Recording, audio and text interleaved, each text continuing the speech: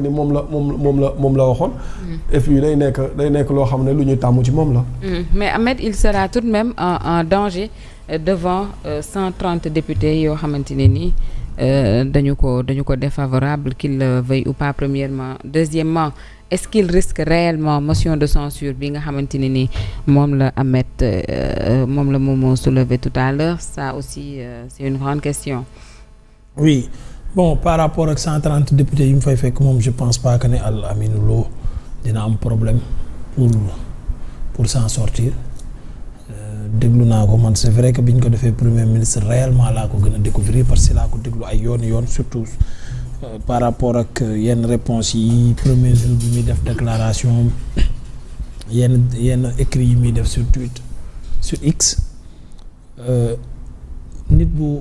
nit bu mën a faire face la nit bu mën a waxtaan la nit bu mën communiquer la autant en wolof comme en français lu mu mën la am na fasaaxaw wax et 530 députés là bu weesoo lu dul woola ci dàggasante ak xastante leneen mënuñu ko c'est-à-dire ces débats intellectuels là ils sont toujours absents maintenant dinañ ko provoquer ay traître ngeen da ngeen a wor Sonko da ngeen a wor askan wi du lii lañ waxoon seen yooyu ñuy def et loolu nit bi ma gis tamit Al Amine Lo nuru na ma ko mën a jël coup parce que seetlu naa une fois jox nañ ko ay coup soit mu esquiver soit du ci tontu du leen faale jël hauteur ak esprit de dépassement par rapport ak coup yi nga xam ne moom lañ koy jox donc jàpp naa ne dina ci génn bu doonee ka muy fekk ci perchoir bi su fekkee El Malick Ndiaye la parce que am na yenn jours yoo xam ne Ousmane Sonko day def exprès du ñëw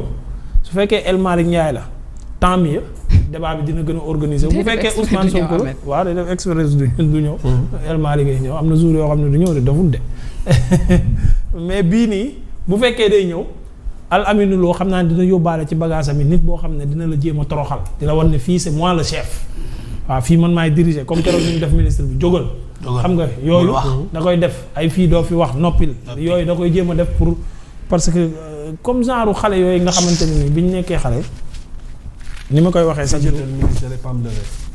si j'étais le ministre j'allais pas me lever non da ngay jóg xam nga lu tax ngay jóg dama am problème mu ndigg laa koy wax lomber 5 mais doo ko wax loolu boo nekkoon ministre non monsieur le président dama am lomber 5 mun na jóg doo ko wax non xam nga lu tax doo ko wax boo nekkee ministre da nga koy war ne man homme d'état laa du ma yow. voilà da ngay jub. waaw boo nekkul ministre mën nga defar teg boobu loolu mais un ministre du def loolu danaan ko yow du ma la topp ci sa yëfi xale yi ngay def ces trucs bambé là man du ma la ci topp. fàttali ko démbam dama am lomber 5 laa lay wax fàttali ko démbam.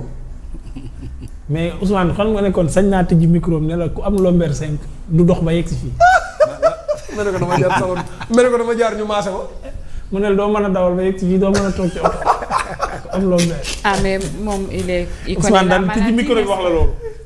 da nga fàtte am na lomber 5 dawal oto dem ñu maase ko. mais loolu da koy fàtte. il connaît la maladie. loolu moom da koy fàtte. yow te yow keroog daaneel na ma sa kër ma wax la. waaw ma ne la lomber gu mu daaneel nii ngay mel. c'est vrai. di nga boy yi di kurus xaw ma kërës xaw ma. waaw bu ñu kërësee ba ne nii. lomber bu la daanelee dëgg sa ñaari loxo yi mënoo ko yëkkati def nii. bu la jàppee dëgg nii ngay def da ngay mel ni ku xuugee mënoo yëkkati sax sa loxo yi hauteur bii. tëdd sax boo tëddee doo mën a. bay dawal di def nii. bay wàcc oto. bu la fekkee nga tëdd moom moo gën a grave doo jóg. boobu moom woote ngay def mel ni néew ne yàgg na nii woote pour ñu ñëw dimbali la. waaw moom donc moo tax bu ko ministre bi waxoon dina ko weddi dina ko wax ne ko am lomber 5 mënta ñëw ba fii toogaay bu yàgg bi léegi nag Al Aminou loolu lépp xam naa ne dina ko waajal te am na esprit de dépassement pour loolu mais nag li ñu war a déglu c'est là où c'est malheureux mooy sànq li moom moo doon wax ci gàmmu yi fii la ñuy dalee c'est-à-dire dañ naan déclaration de politique générale am na ñu war a xool la vision de ce gouvernement là de ce gouvernement Al Aminou Lo war a xool sur le plan économique sur le plan culturel sur le plan nangam ba yan vision lañ ci am ñu war a débat ci loolu war koo njàngat mais malheureusement mardi suñ paree lañ fiy jàngat mooy Ousmane Sonko a humilié Al Aminou Lo la attaqué sévèrement diw nangam gis ngeen député nangam ni mu ko def toroxal na ko après ci loolu la ñuy débattre pendant une semaine li nga xam ne moom moo taxoon constitution bi dans son article 55 prévoir DPG c'était pour képp ku ñu jox réew mi nga wax waa réew mi fan ngay jële réew mi fan nga koy yóbbu ak yan canevas nga koy jaaral mais malheureusement bu DPG bi rombee kenn du waxtaanee loolu. Aïcha. On va imposer ce débat là. ñoo koy imposer. nous. Ouais. C'est nous qui allons imposer ce débat là. ñan nga koy imposer yow. mais askan wi. On parlait du contenu et non de la forme. On parlait ici ay matinal ñii parler du contenu yor ñu ñëw parler du contenu grande gueule gars yi ñëw jël contenu ñu def ko noonu. man mën naa Sénégalais yi mën jëlee ci njëriñ di def ay édition spéciale. il faut que Sénégalais yi. waaw léegi la problème bi mooy benn waay bu tudd làmmiñu daaru fële mooy live. non moom talu ko. di wax non exemple quoi. waaw benn genre làmmiñu daaru mooy toog fële di live di wax. di expliquer ci DPG moom la ñu gën a naan xaw nañ koo rey moom la ñuy partager moom la ñuy statut. Aïcha Cheikh Tidiane ba tey rek ci DPG bi on ne comprend pas peut-être aujourd'hui bu Al Amine tànnee mardi 1er septembre pour ñëw def DPG am ñu comprendre ñu lan moo waraloon lenteur bi ba délai ba dépassé. Bon, déjà il répond à Ousmane Sonko nee na ko ne man je respecte la constitution du pays il y a un délai qui est imparti. Même s'il est dépassé, je viens quand même à l'Assemblée nationale. Je ne fuis pas. J'attends pas que le président Bassirou Diomaye Faye dissoudre l'Assemblée nationale mu am majorité ak kiiraay pour ma ne man damay ñëw def déclaration de politique parce que souvent loolu la waxoon. Assemblée populaire. qui représente le peuple. dinaa ko def université. vrai ragal la. xam nga loolu la waxoon Alamine répond à cette question là. pour lui dire que en républicain en démocrate je crois à cette assemblée dinaa ñëw def une déclaration de politique générale.